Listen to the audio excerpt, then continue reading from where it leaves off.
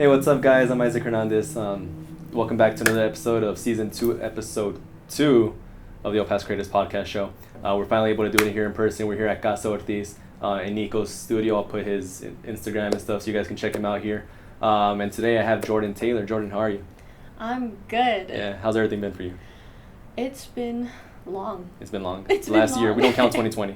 I don't count it. No. I don't count it. So how was that for you? Or first I kind of want to go just like explain yourself, what you do, different types of like, I guess, creative mediums that you work with now, and, you know, how did you adjust from like, because you said you're not going into music anymore, so you're going into different avenues, so kind of explain kind of like the music part of like what you did, and then when the pandemic hit, Mm-hmm. and then now kind of how you adjusted and what you're kind of just experimenting with right now. Well, obviously first I started off with music. Mm-hmm. I've been doing music, well, singing since I was really, really little. But I didn't get started writing my own music Mm-hmm. until about 2017, and that was when I joined Alfé. And that's where it all started to come together, Mm-hmm. really, because That kind of inspired you? Yeah, inspired me. It really helped me grow. Mm-hmm. Still helping me grow as an artist, both in music and in writing. I wrote already, like stories and poems and stuff like that, but I never tried writing my own music until I went to Alfé. Mm-hmm. It was something, I felt like my writing for songs was almost too poetic, but that's the whole point almost. Wasn't that what writing is? It's kind of like, you know, putting your poetry into it, like that's how rappers do it. You know? So that like my brain wasn't processing it the right way, I guess. But Leo, he makes and masters all my stuff, records me. So shout out Leo. He's the one who got the ball rolling for me writing my own stuff. So he helped me figure out like structures and really building my confidence on writing, because I had shown him like ideas and he helped me move forward with that and stuff. So I did that 2017 to present. So I'm still working on it, but of course the pandemic hit and everything, which I'm sure everyone was, you know. And so like kind of like as a music artist going through, you know, 2017, 2018, you were doing like shows and stuff, you were kind of getting the ball rolling, and then the pandemic hits. And so it's just like, okay, like how did that not stun you, but like how did that like put a pause on you, and you're like, okay, how am I going to adjust? How am I going to move forward with it? It was actually pretty crazy because at that point, like just before the pandemic hit, it was almost like it was show after show after show after show after show. And it was really exciting because I was able to meet all these other artists, and not just music artists, like clothing and art and like all this stuff. And it was really cool and really fun. Different venues, just in general. And as soon as the pandemic hit, it all just like stopped. Everything obviously. just turned off. It was like a little light switch. But it almost didn't feel real at first. I was like, well, you know, like everybody else, like we're all kind of like, oh, it's probably just like the flu or like whatever, but it got more intense as we kept going. But I was sad about it. Of course.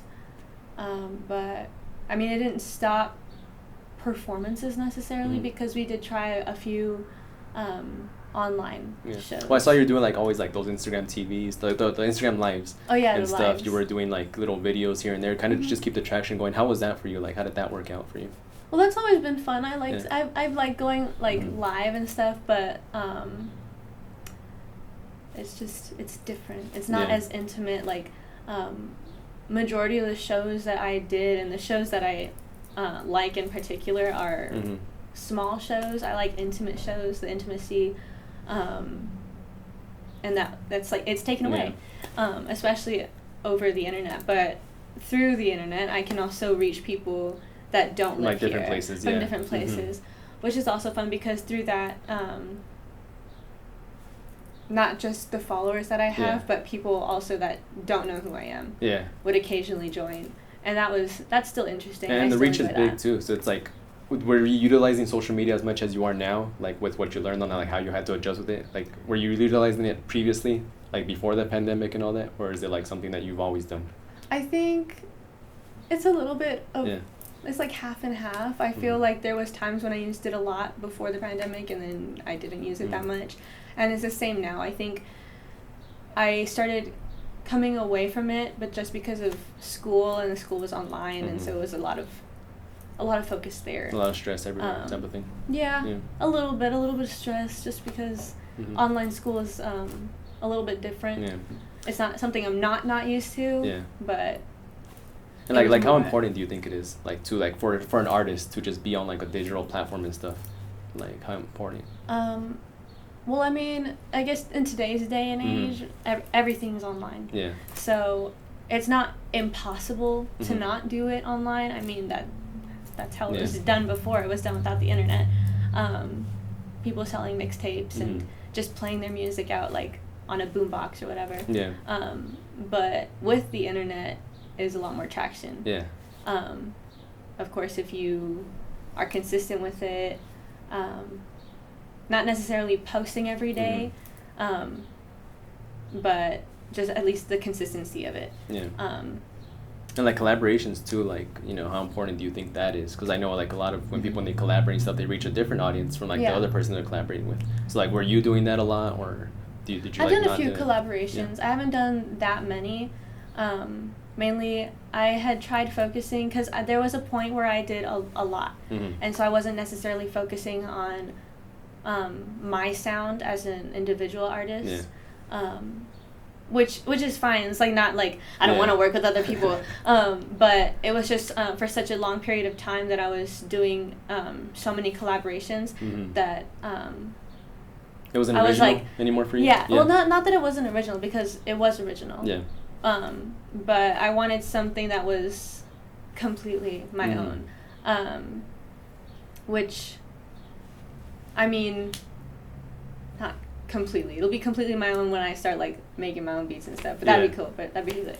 But collaborations are good. Obviously, you reach other audiences. You can also expand your own sound. You can discover maybe a sound that you didn't know that you had. Yeah. I have a collab with my friend Blake out in Chicago, and I hadn't really played with like, I guess like the beat that it was on. It was like kind of like Lil Peep sounding, I guess. And when I first heard it, I love it, obviously, but I was you kind of had to adjust to it. I was like, I don't know, would I be able to pull this off? Is it like something that I can do? And I think collaborations really open doors. And so that opens up like another question for me. It's like when you're doing collaborations and like when you're caught with things that are like, you know, you're not used to, do you sometimes turn them down and stuff? Like you're like, hey, you know, maybe this isn't for me, or do you just take every collaboration as it goes on? No, there's times where I say no, because. Do you think like that affects like you in a way, or is it just? No, I actually think it's really important to learn how to say no. Yeah. Because it's better to say no, or okay.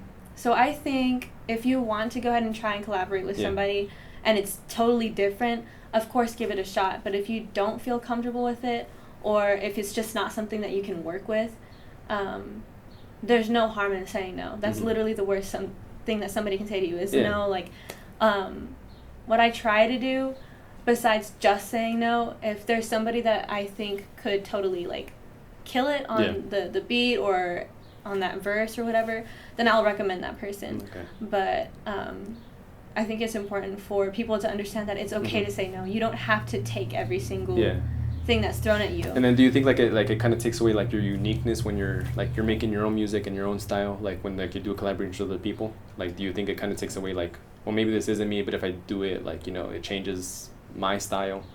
Like how important do you think like keeping your own uniqueness is when you're writing your own music and stuff? I don't think collaborations take away from your style, because every time you do a collaboration, it's still you. I think that either it opens up a new part of your artistry, or I think if it's forced, then it can take away from you from the authenticity of who you are as an artist. Maybe just because it's forced. It's like forcing a little kid who loves ballet to do a sport. Yeah. So it won't work out. It won't work out. Yeah. So that's why I think it's important for artists to understand that it's okay to say no to certain things. Yeah. And then I kind of want to go back to like how when you said you were writing and singing since you were a kid, right? So like from that to like now, what have you learned? What have you like experienced and like kind of like learning curves that you've gone through? Learning curves. Because you haven't always done music. You've always done different other things. So like, what other stuff have you done? Let's go about it that way. Like so, besides music now. Besides music, I started off writing like little stories when I was little. What inspired you to like write? Yeah. It just came out of you like that's all natural? Yeah. I don't know. Man, I hate writing. I can't. Even typing, I'm like I can't. Really, I like writing, but I don't like writing like essays. I can't write essays. I mean, I can write them, but they stress me out so much. It's hard for me to even read a book, and really? so I'm like, to write, I give a lot of props to that. You know, it's like the previous event we had the poetography. Like we had poets who came out and like they gave their poetry to like the photographers and all that. And so I'm like, that's really cool because the interpretation you get from it, it's cool, but it's just putting it together. I'm like, I get like the writer's block type of thing. You know, so like, do you ever get that when you're writing? Oh yeah. Yeah. And how do you get through that? As far as writer's block, so I used to get so upset sometimes because I'd be like, why aren't you working? But there's just times where either the idea is just not going to work out, like maybe great idea, wrong time, like sort of deal, or maybe you just need to take a step away from it for a little while, work on something else. But writer's block is a pain whenever it hits. But then you kind of need, like you said, you need that break. You know, you just need like, okay, well maybe it's not my time to write yet. You know, like painters do that too. They get like writer's block but in the painting way. It's like maybe it's not their time to paint. You know, because sometimes you're in the zone, you're going at it, and you're just writing and writing and writing, and then all of a sudden this like one sentence that like that's where it ends. Yeah. And you're like. And so how do you know, like as an artist, like how do you know when you're finished, like with the project you're working on? Or like you just want to keep going and stuff. The project tells me when it's finished, I guess. Okay. So, I guess for example, music-wise, my first album, Sex Blush, that one, I believe it was 12 songs. It's been so long, I don't even remember. But that one, I was like, is it too much? Is that too much? Is it going to be too much? But I was like, I'm just going to go ahead and finish the songs that I'm working on. And if I feel satisfied, if the project sounds whole, then that's it. Like, I won't add anything else. That's it. I'm done. Yeah. And so by the end of me writing the last song or whatever, I was like, yeah, that's it. Like. So you're still writing music now, or you just kind of put a pause on it for now? I've written a little bit. I haven't written a lot lately. I've been focusing more on writing like poetry, short stories, and stuff like that. So then tell us about like that. Like, how's the poetry going for you then? Like, or where do you kind of want to go with the poetry and stuff? I want to do a lot with poetry. Yeah. Okay. Actually, but my major is creative writing, so we do a lot of writing just in general.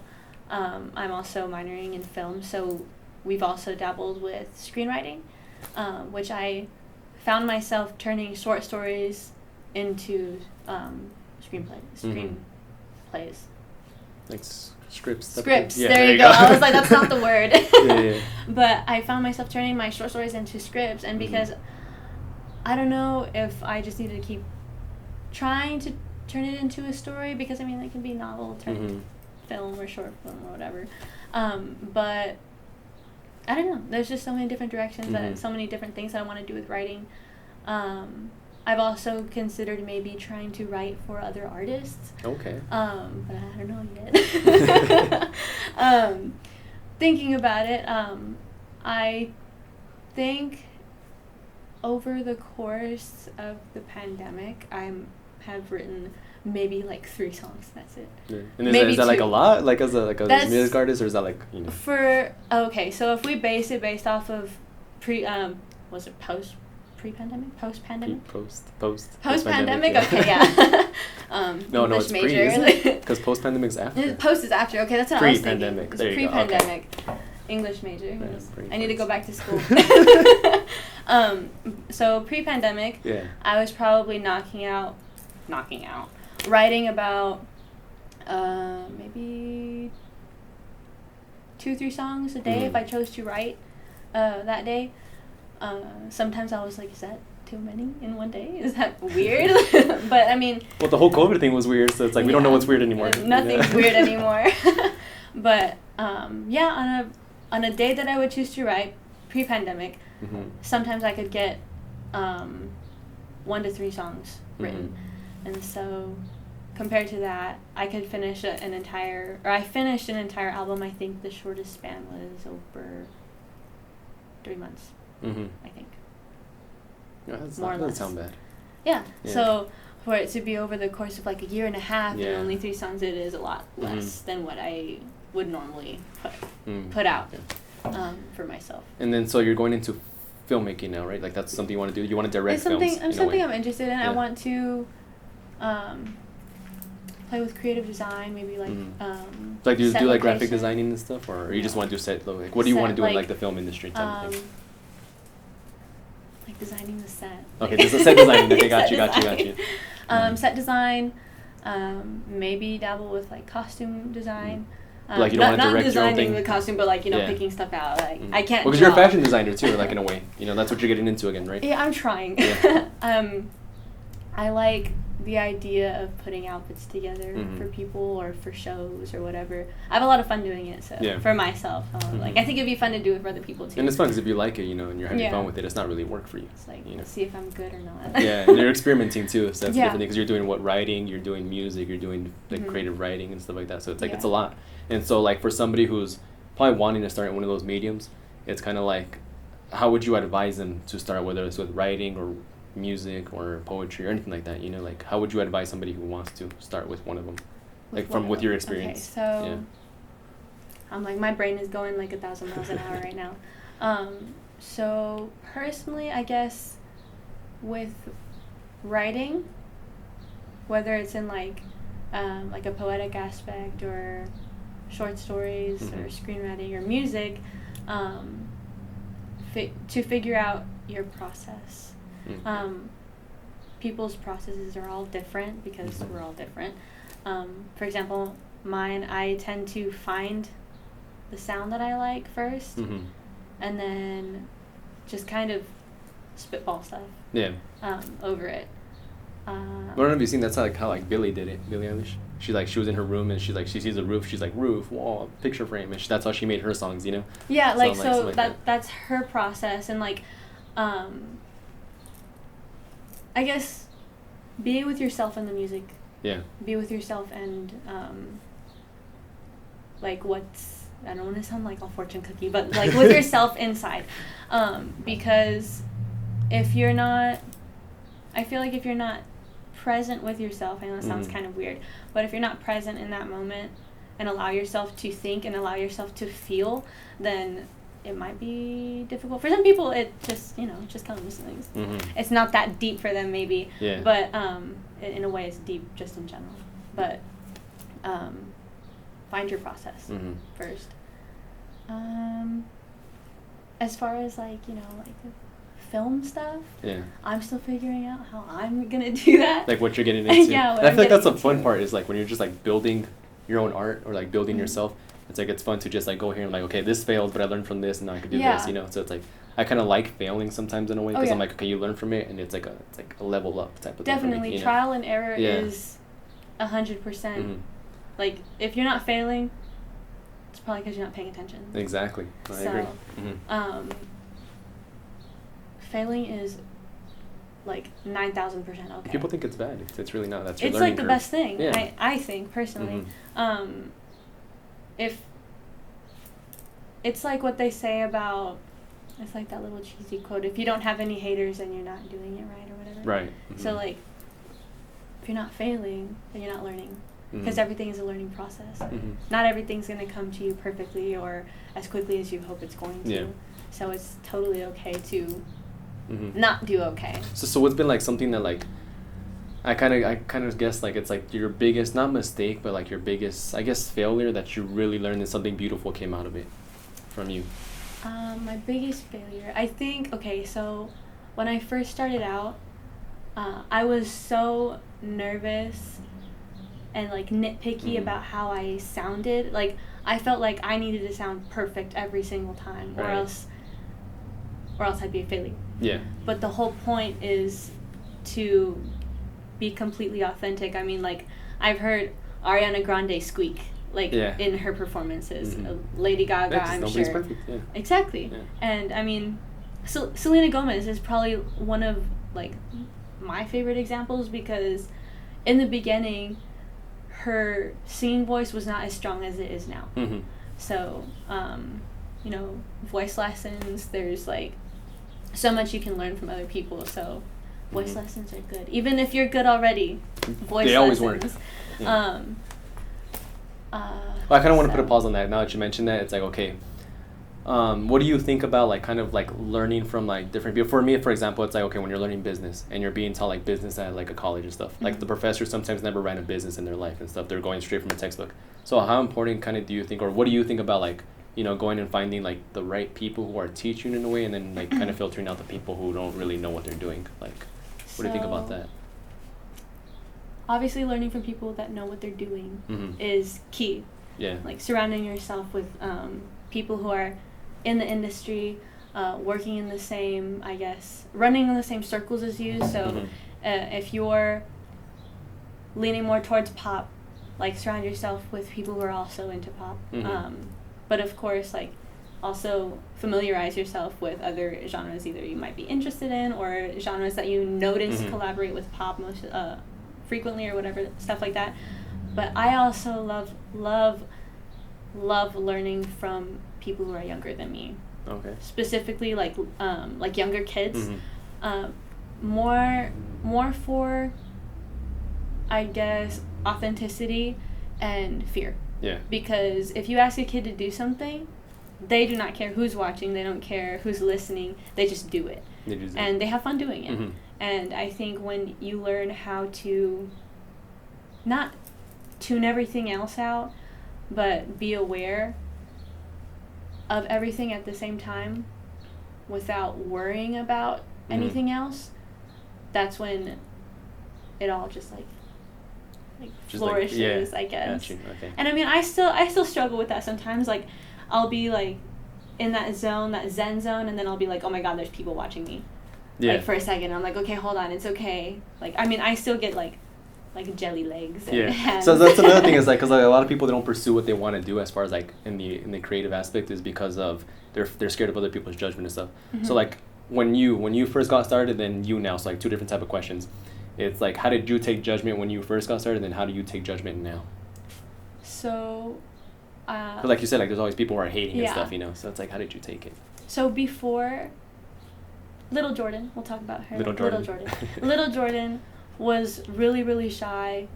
Not very nervous, but she was pretty nervous about going solo, because I used to be part of a group, like an orchestra / band type deal thing, and I sang with other people, and so there was that comfort that people were looking at me, but they weren't looking just at me, and I wasn't just singing, I was also playing violin, so it was almost like my violin was almost like a security blanket. Gotcha. Almost. Okay. So it was something I could hide behind. And I don't think I took criticism badly, but it made me nervous. So if I got negative criticism, because some people don't know how to critique the right way. Some people just judge because they want to judge, and some people judge for the right way. So when people would critique negatively, or in a way that was, you know, just like rude. I'm like, I'm still learning. Yeah. But it would get me sometimes. It would make me sad. It would make me think like, oh, maybe I can't do this. But my parents always said, never say can't. Nothing is impossible. I mean, some things are impossible. Can't breathe underwater, but nothing is impossible in a way. See, I've always thought this little cheesy thing too, where it's like the word impossible, you split it up, it says I'm possible. So I'm like, wow. I'm like, that's so true. I remember that. Yeah. But they always told me, don't say you can't, because there is a bigger chance that you can if you try. Right. So it wasn't just in music. That was just Little Jordan in general. And so as I grew up, I met different people, and some of those people were just mean for no reason. But I didn't react to it because I didn't know how. I was too, I guess, withdrawn. Like, not that I wanted to be confrontational or that I've become confrontational. Right. But there's ways to deal with those things. So, Little Jordan, from being shy and nervous all the time, or worried about what other people were thinking of her, now I think I'm a lot more confident, I feel, all around, which is great. Yeah. Because Little Jordan would not happen with Little Jordan. She'd be like, somebody else can go. And like, I'm not like a spotlight person. Like, it's, to me, I know a lot of people are like, yeah, like, I want to be in the spotlight. That's why I do this. That's why, like... that's not what it's all about either. Yeah. Like, I mean, of course, that's not how everyone thinks, but I know that's also a mentality that's out there. Yeah. But for me, like I said, I like more smaller settings, intimate settings. Gotcha. Because I enjoy feeling the space and the people. So when everything feels like it's like settled, and you can feel the music and you can feel the vibe. Yeah. That makes me happy, and like, I don't even have to be the main focus. Like, if people are just listening to the music in the background, or if like I'm like completely like, you know, blacked out. Right. Like, if they're not really seeing me, they're like enjoying more the music, that's enough for me. Yeah. Like, I'm fine. Yeah. That's what matters to me, is that people enjoy the music or feel the music. So confidence has gone up. How I perceive things in the music world and like in the world in general has matured. Yeah. I guess. And as far as people being mean for no reason, having haters and stuff like that. That's how you know you're growing. That's how you know you're growing. And so like your first concert, or whether you grew, like you did first what, music or writing? Your first thing was which one? Writing? Yeah. So I don't know what you would do for writing when like you have a large crowd. What is it, like an open mic or something? Or I've actually never done an open mic. I've never done a poetry reading except for class. Yeah. I know. It's Jabel. She was our poet for the thing. Yeah. I know. I wanted to go so bad. You should. It was really good. We're gonna do it again. Yeah? We're looking for poets always. We're always looking for poets to just come out and like, okay, like give your poetry to a photographer and see what photographers come out with, or even painters. We might do one with painters, man. Okay, painters, here's the poetry. I would love Paint to something, do that, you know? actually. And so it's you just guys a little are looking feature. for poets. Gotcha. So like, okay, let's go with music then. So like your first, I guess, concert in a way, like. How did you go about that? Like, how was it for you? What did you feel? Like first concert in general, or first concert individually, as in, like by myself? By yourself. By myself. That was nerve-wracking. Yeah. I was terrified. But it was also small. There was not a lot of people, but of course I was with Ofe and that was like your support. The homies that are also there. They were all there, and they made it really fun. They helped me open up a lot. Yeah. So like, I'm not much of like a dancer, I guess. So like, I don't typically. Because you have to learn how to move and stuff. Yeah. But there's just, I love watching artists stand still and just like captivate with their voice, and I think that's how I want to be. And plus, I just don't like. I don't move a lot. Just like there, like, hey, what's up? I'm like, hi. I think I remember the first show I went from yours was at Star Room, I think. Yes. That was the first one I went for. Yes. Yeah, I think I moved like a little bit. Like I do sometimes. Like I'll catch myself. I'm like. But you were so into the crowd too. Yeah. Like you were just like. I guess. Okay, so it might also be a little bit of habit not moving. Yeah. A little bit of majority like want to like be there like and captivate with the voice, and then some of it is just like, girl, you can't dance. don't try. Don't do it. Because then, like, sometimes if I try, I feel like my brain is, like, splitting. Gotcha. Like, trying to focus on, like, if I'm moving with the music, and then the other half is, like, don't forget the lyrics. But, I don't know. It's, like, a mixture of a bunch of stuff. But when I was a lot younger, little Jordan would not move at all. Like, she was, like, stiff as a board and could not look people in the eye, talk to the audience. She couldn't do that. But I can definitely engage more with the audience. I like talking to people. Yeah. In the audience, just and interacting stuff like with stuff. Yeah. And so, like, how was it when, kind of like when, like, you started getting out there a little bit more? Did you ever hit like a point where it was just like, you know, things got very hard for you? Because a lot of people, like, things get hard for them and they feel so stressed, they want to give up, they end up hitting like depression, things like that, you know.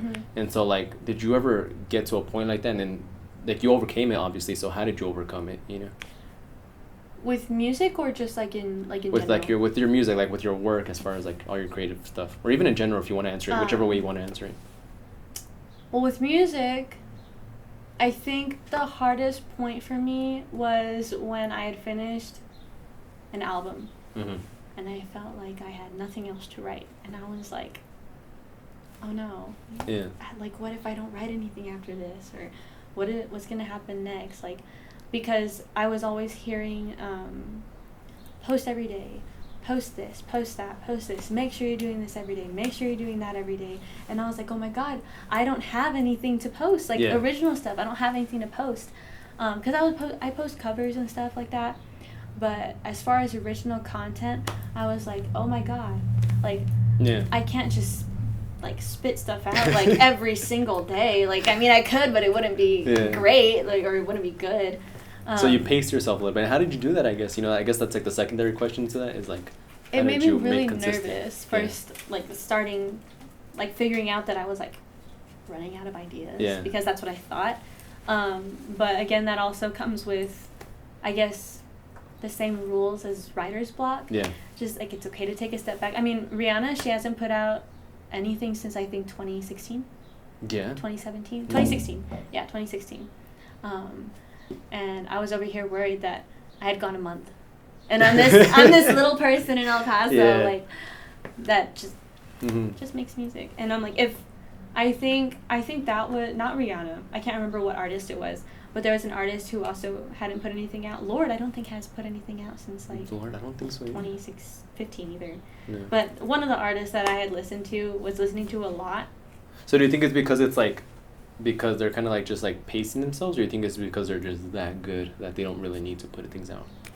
I like, think it's a mixture of a lot of things. Because I was literally thinking about this, like, in the shower the other day. I was like, what do they do? But, like... Okay, Rihanna, we all know Rihanna's amazing. She's also ventured out into different things. She did a clothing line. She's doing perfume now. She's doing makeup. I feel like a lot of artists do perfumes. Like, everybody just throws out a perfume. My mom and I were talking about like last week. It's like, okay, like, what else is there to do? Perfumes. Right. But I think it also comes with saying no. Like, if you don't have anything to put out, don't force it. Like, it's fine.